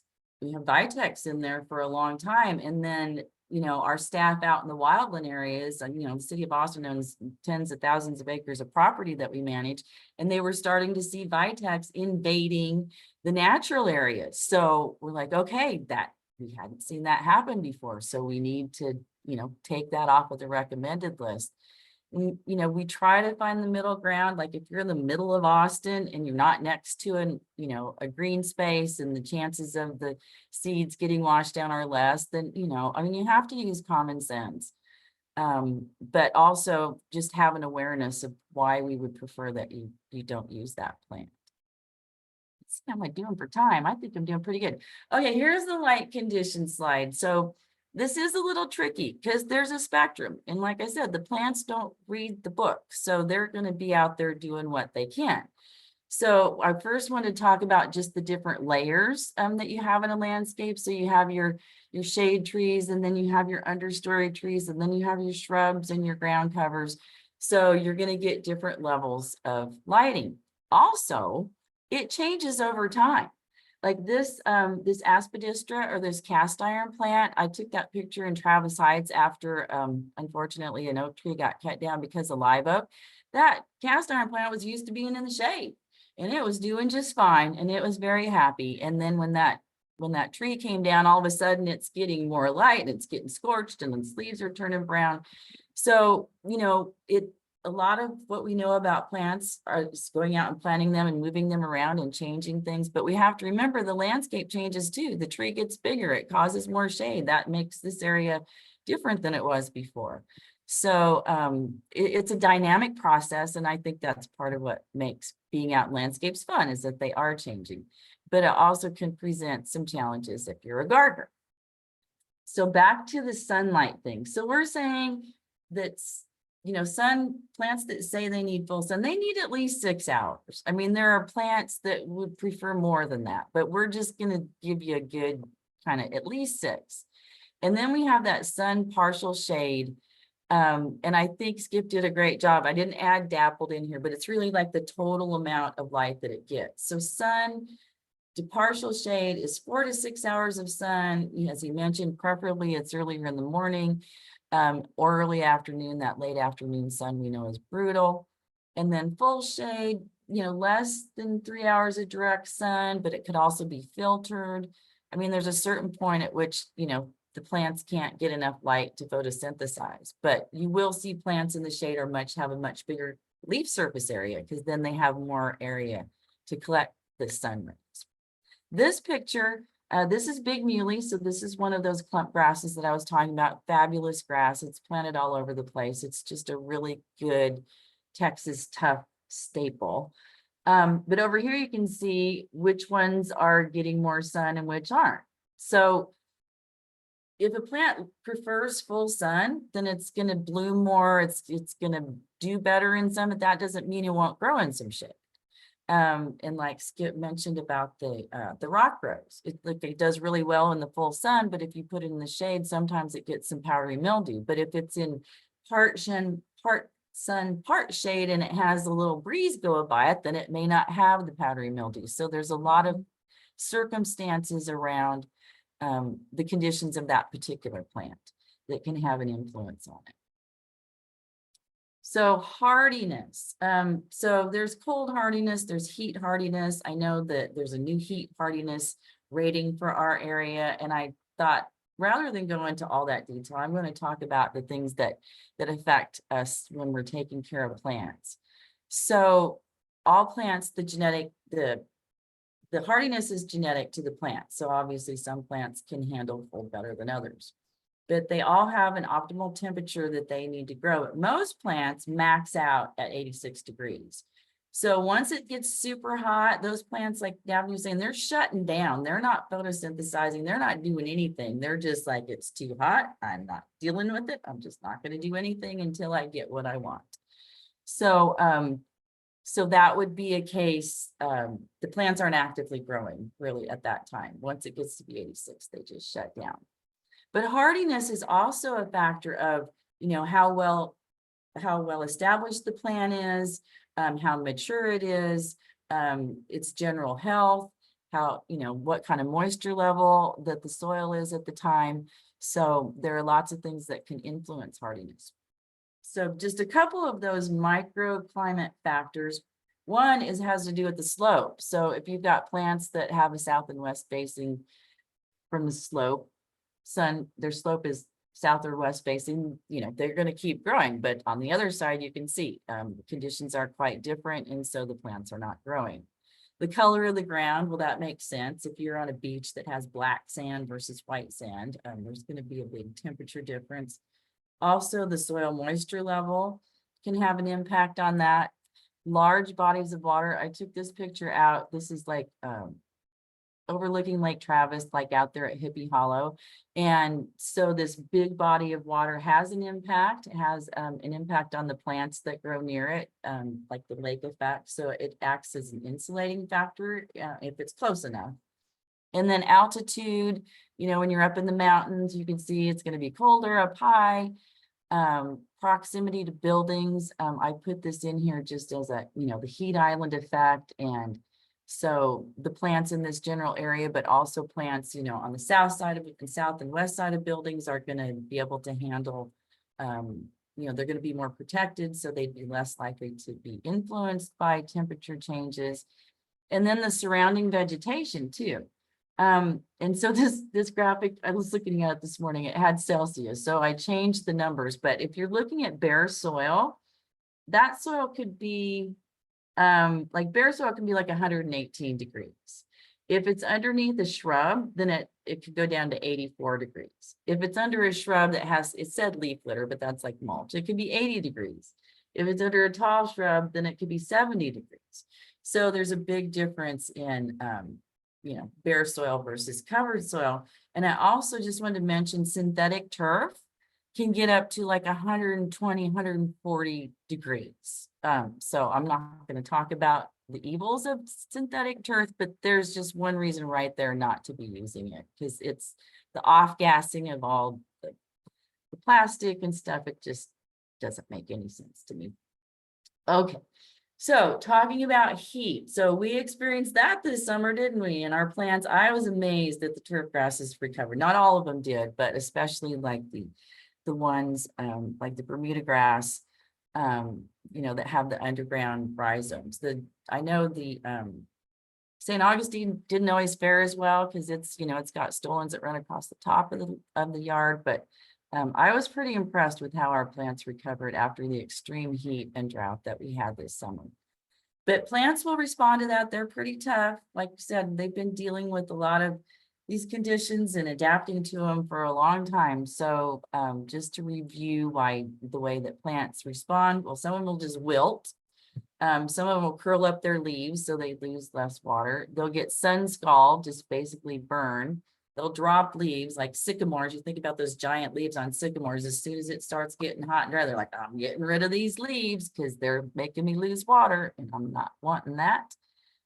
Heat can also make plants bolt or send up their flowers sooner than they normally would. And then the extreme air and soil temperatures also slow down, the chemical activity in the growth. So we talked about the growth. So above 104, many plants will survive, but they'll start to show signs of heat stress.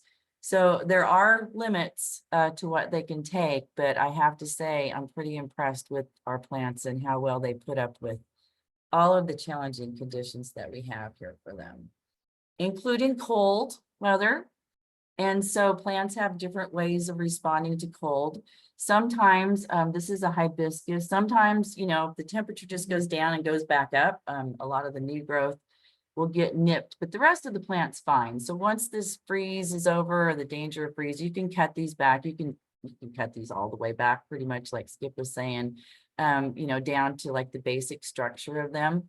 But if you have a plant like this cacti, the plant cells have water in them, and certain plant cells, when they freeze, they burst. And so that makes them mushy. So this plant is not going to ever recover from that. So you can leave it out there in your landscape, but it's probably going to start to rot the top of it. So you just kind of have to say, well, it's kind of like being an urban farmer.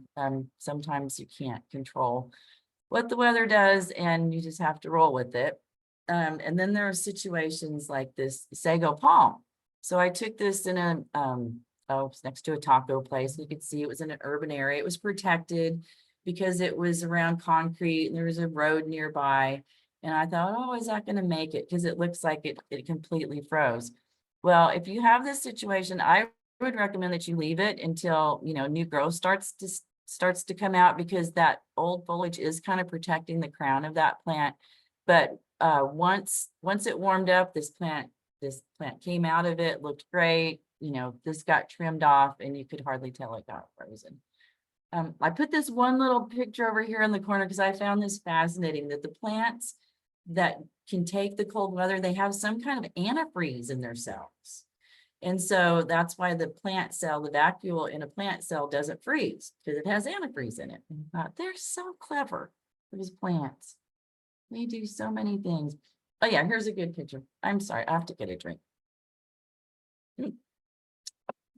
So yeah, here's a plant cell. So here's an animal cell, here's a plant cell. There's the vacuole, that's that whole, it's just like a big pocket of water in there. And so that's where you would find that antifreeze type liquid. So as far as, we talked about heat and cold, what about drought? And what about flood? Because we get both around here. This picture, I think, was, it was Lake Travis back in 2011. We had a pretty bad drought. I've kept this same graphic in here. Skip, you probably recognize this from way back when. This is from 1940 to 1995, and it's really just to demonstrate drought, flood, drought, flood, drought, flood. That's what our rain pattern is here. Now, I can say these are more extreme now than they were, so I probably should update it. But just that's what our plants have to deal with too. So like we're talking about rain gardens, and people think, oh, I need to plant something there that can take a lot of water. It's like, well, most rain gardens are dry about 98% or more of the time. So you can't base putting a plant that likes to be in water in the bottom of a rain garden, because they're also designed to only be full of water for a day or two. So it's a little bit counterintuitive. And I have this slide in here just to mention that, we get about 32 inches of rain here in Austin, but Seattle gets, 36. They get more than us, but they get theirs all spread out and misty, and, it comes down just a lot different rain pattern than we have here in Central Texas.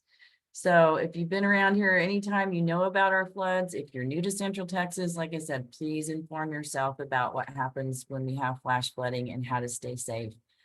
It's very serious, and we want to make sure that everybody understands the seriousness of it and takes the right precautions to be safe. So a question, this happened, I don't know what year it was, maybe 2008. It kept raining and raining, and then it would stop, and then it would rain again. And I had a rose bush I couldn't keep alive. It just, like, there was no way I could get it to drain, and it was just in standing water all the time. So, you know, there are plants that are water plants that grow along the water's edge, and there are plants that are like the Blackfoot daisy and the Damianita that don't like to be in standing water. And then there's like ones that are in between. So generally speaking, plants, you know, like the regular average plants shouldn't be in standing water more than 2 days.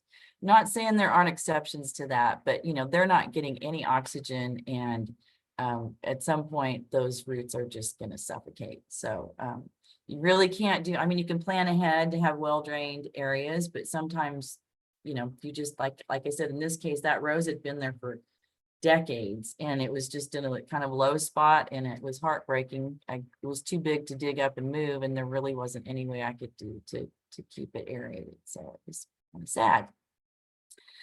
So I know they were, Daphne had asked Skip about when you go into the nursery and how can you tell which plants are drought tolerant. And so I actually am going to reinforce some of the things that Skip said and talk about a few other ways.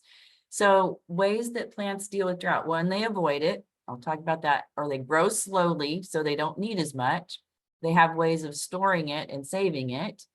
They have an efficient photosynthesis cycle, because there's there's actually 3 different ways that plants photosynthesize.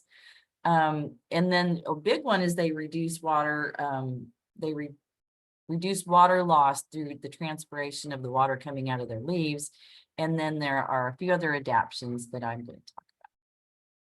So avoiding it altogether. So how about if we just have a short life cycle? How about if we only grow when the water is available? And that's the definition of annual plants.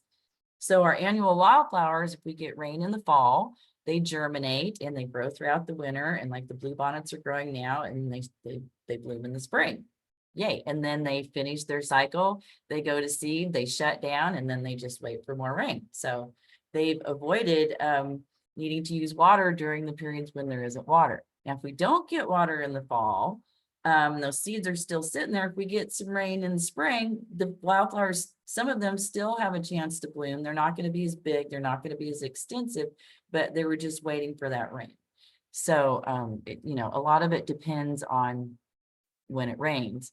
And I laugh because out at the Wildflower Center, I had someone who used to tell me, like, why don't we have more bluebonnets out here? Can't you make them grow? And I was like, yeah, no, I don't make them grow. That's not my job. But if you do want to know when the bluebonnets peak, generally it's the end of March, beginning of April. I used to get that question all the time. Okay, so another way that plants save water is they have these incredible underground storage systems. This is a spider lily, and I don't know if you know by looking at it what's going on underneath the ground, but you can see it's got lots of places where it can store moisture. So the top of this dies back or gets too hot, it's still got some reserves that it can come back. And I can see my time here. I'm going to be fine. So another thing Skip had mentioned, succulents. So they store water in their leaves. That makes a lot of sense. Another way, I think this is kind of fun, they adapt as a water collection structure. So when it rains, where's all that water being directed? Right down to the base of that plant, right down there where the roots need to be. Now, if I was taking care of this landscape, I would probably pull those rocks away from the base of those plants a little bit more. I mean, it's not like having mulch up against them, but if it did stay wet too long, I could see the base of those plants rotting. So I would probably want to go in there and just pull them back so they're not, you know, up against the base of that plant. And it's more important with bark mulch, but I could see where this, you know, depending on what kind of year it is, if it's wet a lot, that could become a problem. And then just slow growing, you know, some plants they just don't need a lot of water because they're not growing. And then just a quick review about transpiration and how that works, because that has a lot to do with the plant's ability to be drought tolerant. So I find this fascinating. This is a micron microscope picture of a leaf surface, and those are stomata. So those are little holes in the leaf surface. And so these holes are the same ones that are showing here in this diagram.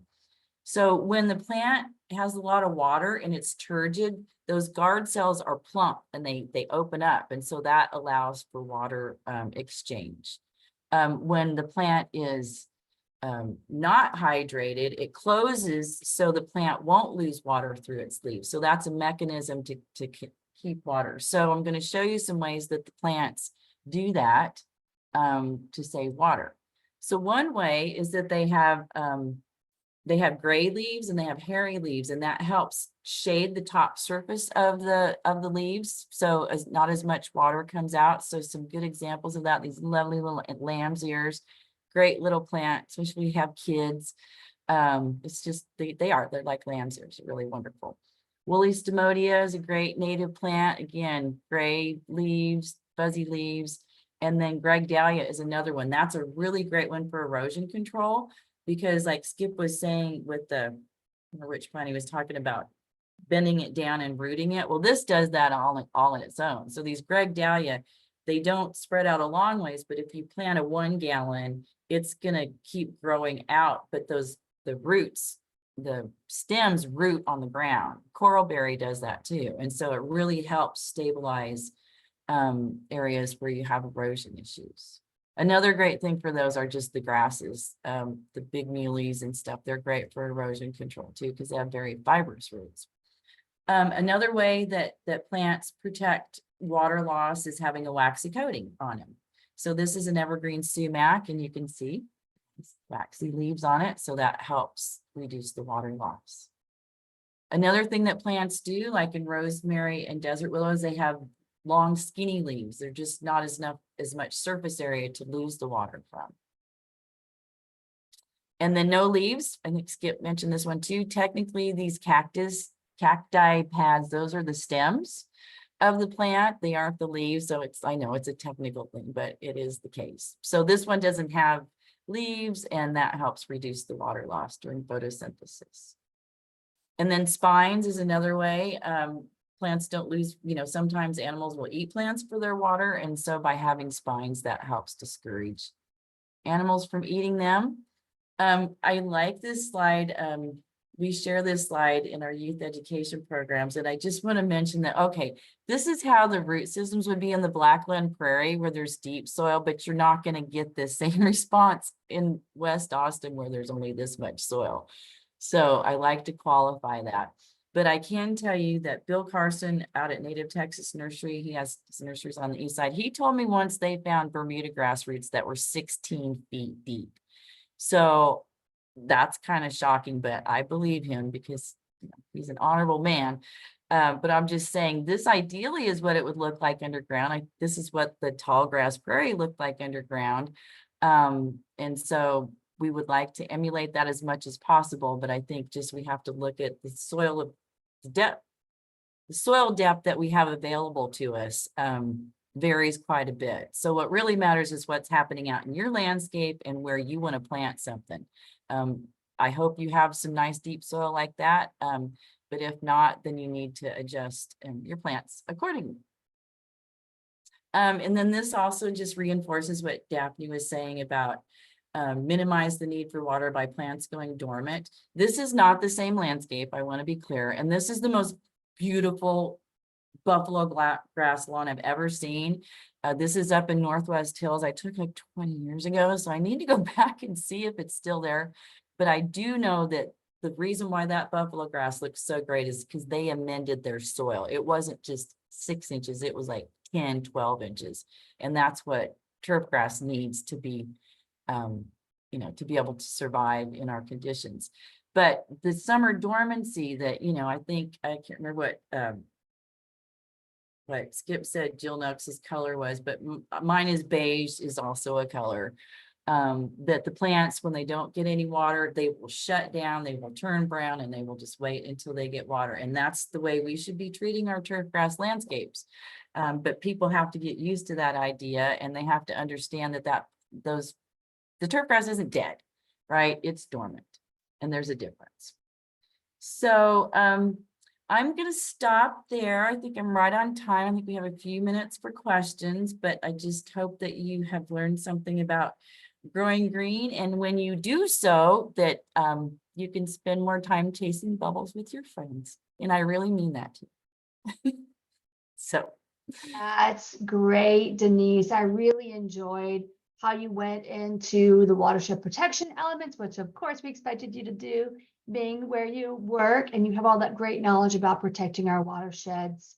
I just want to look back to something that both of our speakers talked about today, and plants in shade versus sun. So what would be an indicator that a plant that's in shade might need a little more sun, might need to be moved into the sun, and vice versa? What are some of the things we're going to look for in those situations? Okay, maybe Skip should get on here too. Okay, ask me that again. I'm sorry, I'm a little wound up. A plant that's in shade, Uh-huh.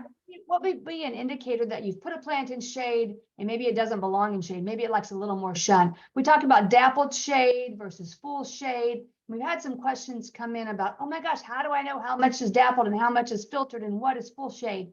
What are something we might look for if we put a plant in shade and it called for dappled sun or part shade, that it might need a little more sunlight than it's getting in its area? It might need to move it into a sunnier spot. Well, it just wouldn't be growing very much is one thing, right? It's not getting enough sun to grow. And then if it wasn't blooming, but it was supposed to be blooming, that would be another indication. I'd say definitely blooms. And then, yes, it could be that it's not growing very well. It's not getting enough sunlight to grow very well, but also the opposite in that it might have those elongated internodes in horticulture speak. It's stretching to find more light. So it's not growing well. A horticulturist could see, like you and I could see, oh, that plant's not growing well, but someone else might think it's growing really well. It's going gangbusters. It's getting long and tall and it's reaching. That's because it's reaching for the sun. So that's another one that I would mention, is that it's getting what we call lanky. So when we say elongated internodes, the space between the leaves where there's just bare stem, and you can just see the stem, and there's leaves way out here and leaves back here, and a big stem. That plant is stretching to get to the stretchy. Yeah, I was gonna say it's stretching for light. Like, where is it? And the lack of well, and then also, like Skip had mentioned with the powdery mildew, you know, if you're having fungal problems in shady areas, then it's not good for the plant there either. Yeah. So with that in mind, we talk about the importance of mulching. And so a question came in about mulching, and you talked about what happens on bare soil as far as sunlight and water evaporation. But what about some of these disease elements on bare soil? How does mulch help mitigate the rainfall when it happens, or when you're irrigating? If you're watering in that soil, when you hit the soil with that water, it bounces up onto those plant leaves on bare soil versus mulch soil. Yeah.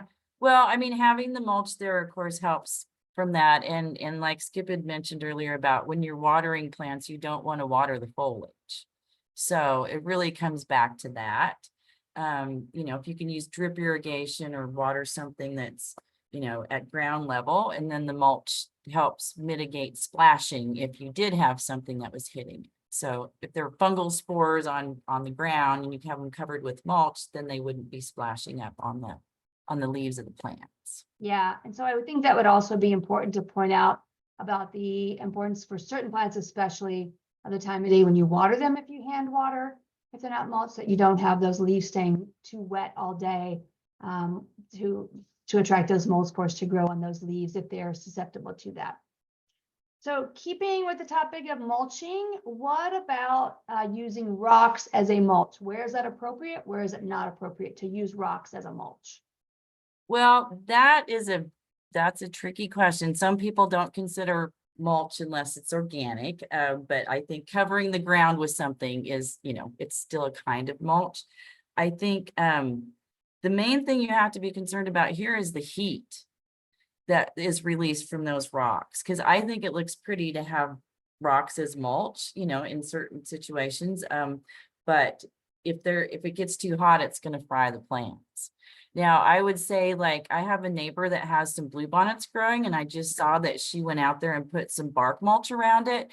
And I was gonna suggest to her, and I was gonna go help her, to not put bark mulch around the bluebonnets, but maybe to use crushed granite or something around them, because if the bluebonnets grow on rocky hillsides of limestone, they don't want to be in a place where they're mulched. So there are some plants we don't want to mulch. The other thing with the rock is the washing, or mulch washing. So the rock helps. The bigger size rock won't wash, but again, you have to be careful about the heat that is created by those rocks.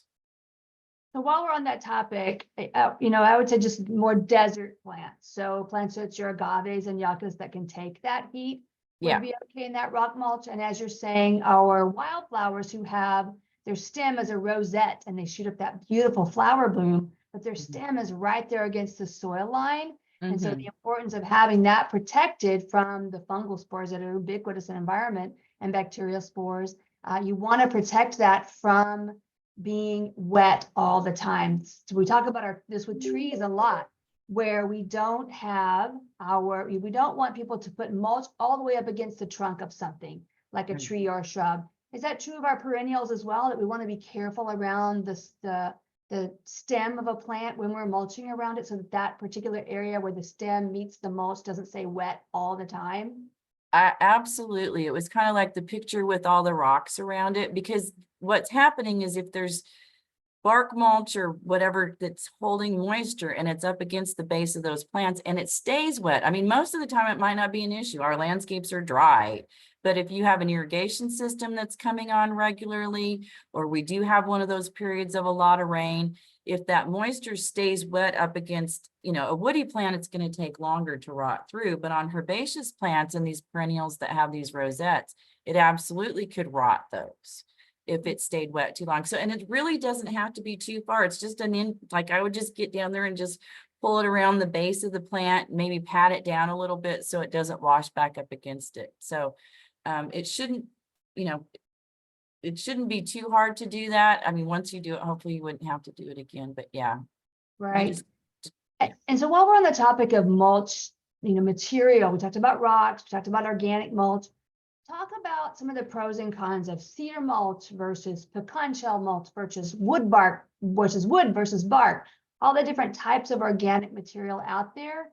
The particular question that came in was on cedar mulch. Do you have any thoughts about the types of mulch that are out there when we talk about organic material mulches, or formerly a live plant mulch rather than a mineral rock mulch? Well, I think all of those organic mulches are great to use. I think you have to consider some things like, one, the cost. Also sustainability. Like, I love pecan shell mulch because it's local, it's sustainable. I like pecan shell mulch because I think it looks pretty, but also because of the way the pieces of it fit together, it kind of stays in place, but it also allows for water to go through it. Whereas bark mulch sometimes gets compacted down and you have to go fluff it up because the water won't go through it. I'm not saying bark mulch isn't a good option, but it just can get flattened down a little bit and then the water's not going through it. The cedar mulch, I think is fine. It's another one that's sustainable. It's available, it's available nearby. I think that one helps some with pest issues because of the aroma of it. I know that Austin Resource Recovery sometimes has free mulch, and like when they do the Christmas tree shredding. So I would just tell people that's rough cut mulch. That could be anything. That would be like, you would want to put that in an outer area. If you had a big area and you have trees on your property, you wouldn't want to put that in your front landscape bed, because that mulch could be ground up anything, but it's free if you go get it. So yeah, I'm sure you might have some other things to add, but those would be my comments about organic mulch. And one thing I would like to point out, if you have a drip irrigation system and you've got that under the mulch and you're watering right at a particular plant, and the rest of your ground is not getting watered and we go into a drought, those areas underneath that mulch that aren't getting water because it's a place where there's no plant roots, those areas are going to become a little more crusty and maybe need that mulch removed and replaced because it's not going to break down, as you pointed out. It'll get a little dry and then water won't percolate through that mulch into the ground, especially if we're in a drought and you are responsibly watering your plants with drip irrigation and there's a whole big part of your bed where there's no plants, so you're not watering there because you're a responsible citizen. Within that area, the soil underneath that is going to be very dry and maybe require some remediation before you put a plant in there. I get a lot of questions from people who build a raised bed and put in all brand new soil and they plant and everything dies and they don't know why. Well, they haven't mixed that soil to get it seasoned enough to hold water. So some of those things we might also think about when we're talking about mulching the entire bed, and there's areas where their plants are and there's area where there's plants are not. And another thing is the depth of the mulch, you Yes. know, like you need 2 or 3 inches. I mean, you want it to cover the soil, but you don't want it to be super deep. I've seen landscapes where they put mulch down every year and there's like 10 inches of mulch, like whoever was paying for that shouldn't have had to pay for it because you don't need that. So you have to do it based on what's there. Some of it may break down, it needs to be replenished, but it may not. So like a lot of gardening things, it depends. You have to look and see to make a decision. Well, one of the questions that we got that you referred to early in your presentation, but let's loop back because it is on many people's minds, especially if they have dogs that they like to take to Redbud Isle. And that is the pollution that causes the algae blooms that we've been dealing with the past couple of years in Lady Bird Lake and surrounding areas. And so you referenced that and talked a little bit about how it happens, but if you just go a little more in depth in that, because we did get a couple of questions about it. Well, I actually added this to my end of my presentation if I had time. So I'm going to share this screen with you again so I can talk about that because it is a very serious issue. And I'm glad that someone asked that question. So we do have major problems in our waterways with algae, and it's a huge part of that is fertilizing and over fertilizing. And once that nitrogen and phosphorus gets in the water, the algae bloom. This is not a problem that's specific to Central Texas. This is happening all over the place as our water is warmer. That's causing problems. So, you know, we had some, that picture at the front of the Grow Green, the puppy, that's my puppy. I love animals. I love puppies. And when we heard that there were some dogs that died because they got in the water, it was heartbreaking. We don't want that. We don't want that. So again, we're trying to do everything we can to educate people about this. So I would just say, one, if you want more information, and we'll put this in the resources, is we have this page on algae that answers a lot of your questions. But basically, remember, any natural body of water can have all kinds of things in it that you can get sick from. It's not just this. So that's just a reminder. But we shouldn't be letting our pets drink from this. We shouldn't be drinking the water from here. You should avoid any contact with this algae. If the animals get in there, make sure they get rinsed off. But basically just don't even go in there.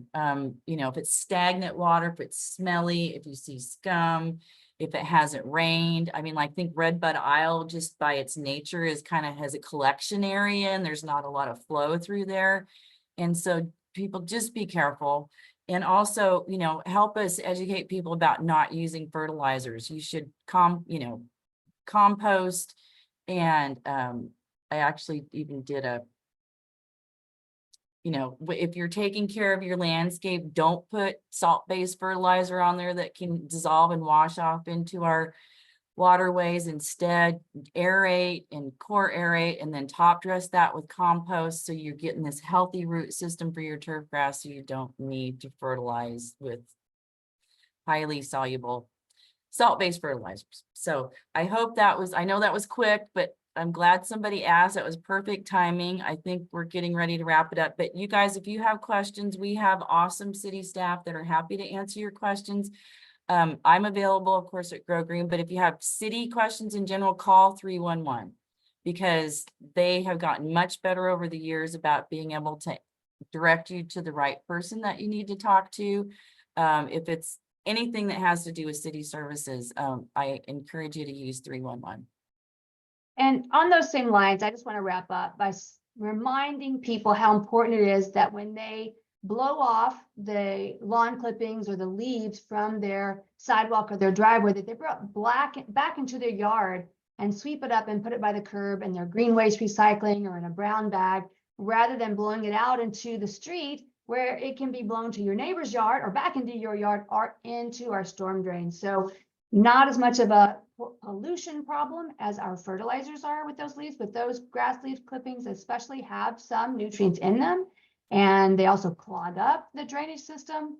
And so that's something that's very important to remind people. It just doesn't come naturally to people to think, let me blow these leaves and grass clippings back up into my own yard to deal with, rather than out into the street. I see neighbors doing it all the time, and I very kindly, always very kindly talk to people, because there's nothing that'll turn someone off quicker than a scolding. It's better to ask and very kindly and gently educate people. I've learned that in my 25 years now at the extension. So thanks everyone. That's all the time that we have for today. Skip, Denise, thank you so much for joining us today. If you asked a question, we'll follow up individually with any of those that we left unanswered. Thank you, Skip and Denise. I really appreciate you both for being with us today to share your knowledge and passion for plants. And thank you to our attendees for participating.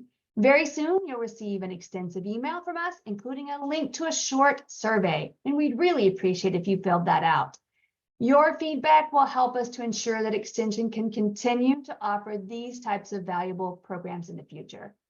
That email will also include a link to access the recording of today's session, a list of resources for further study, and links to any websites or source material listed by our speakers, along with information on how to contact us, our gardening helpline, and to subscribe to notifications for future seminars and our Texas Tough Plant series, as well as other AgriLife Extension programs on horticulture and gardening. Until next time, thank you for joining us and happy gardening.